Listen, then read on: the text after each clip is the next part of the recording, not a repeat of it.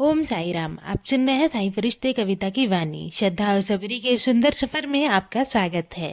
आज का साई संदेश आपके मन को सुकून दे, आपके हर प्रश्न का उत्तर बने और आगे बढ़ने की प्रेरणा दे। चलिए शुरू करते हैं। सब कुछ होगा तुम्हारे जीवन में। अब मेरी ये बात अपने मन में बसा लो। बार बार तुम यही सोचते हो ना कि मेरे लिए अब कुछ बचा ही नहीं है, मेरे जीवन में कुछ अच्छा नहीं होगा।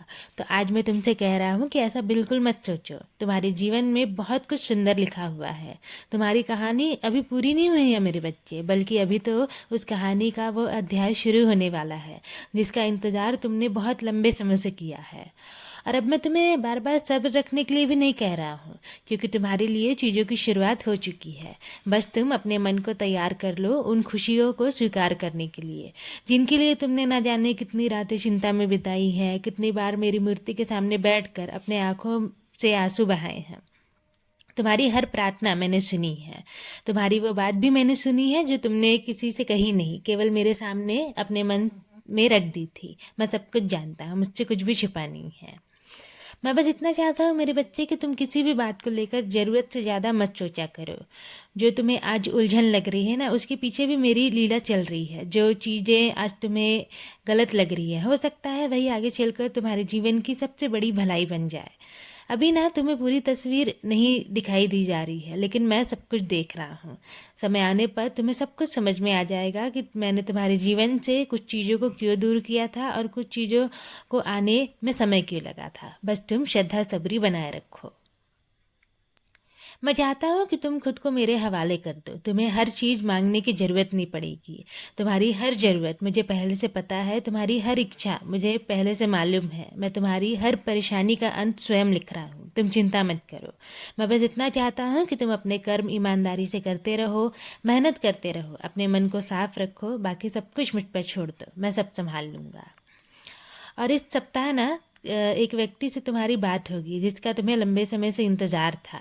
जिस व्यक्ति से तुम्हारी लंबे समय से बात नहीं हुई है ना, उससे बात होने का मार्ग बन रहा है। उस व्यक्ति के मन में भी तुमसे बात करने की इच्छा है, लेकिन तुम्हारे मन में जो नाराज़गी और गुस्सा जमा हुआ है ना, वो तुम्हें पीछे रोक रहा है। और ये बात मैं जानता हूँ, क्योंकि उस व्यक्ति ने मुझसे कही थी कि वो तुमसे बात करना चाहता है। इसलिए इस बार ना तुम अपने मन को थोड़ा सा हल्का कर लेना। अगर सामने से बात करने का अवसर मिले तो अपने अहंकार को बीच में मत आने देना, बात कर लेना। क्योंकि कभी कभी रिश्ते जीतने के लिए नहीं होते मेरे बच्चे, थोड़ा झुकना भी ज़रूरी होता है। और बाकी जो कुछ भी होगा ना, मैं सब संभाल लूँगा, तुम्हें चिंता करने की ज़रूरत नहीं है। याद रखो मेरे बच्चे, हर वापस आने वाला व्यक्ति तुम्हारे जीवन में कुछ ना कुछ सिखाने के लिए आता है, कुछ बताने के लिए आता है। और कुछ लोग तो मेरी लीला का हिस्सा बनकर तुम्हें कुछ सिखाने आते हैं। कुछ तुम्हारे जीवन में खुशियाँ लेकर आते हैं और कुछ तुम्हें तुम्हारी कीमत समझाने के लिए आते हैं। इसलिए किसी भी रिश्ते को लेकर अपने मन में अधिक मत सोचना और ना ही अपने मन को सताना। जो तुम्हारे भाग्य में होगा उसे कोई भी छीन नहीं सकता, ये मैं तुम्हें विश्वास दिलाता हूँ। बहुत जल्द तुम्हारे जीवन में खुशियों की दस्तक होगी। जिस जगह तुमने खालीपन महसूस किया है ना, वहीं प्रेम और अपनापन तुम्हें महसूस होगा।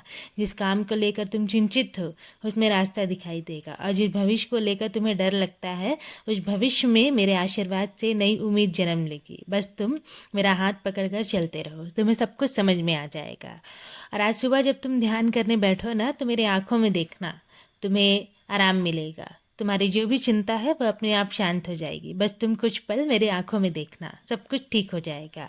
और हाँ, तुम अकेले नहीं हो, मैं हर पल तुम्हारे साथ हूँ।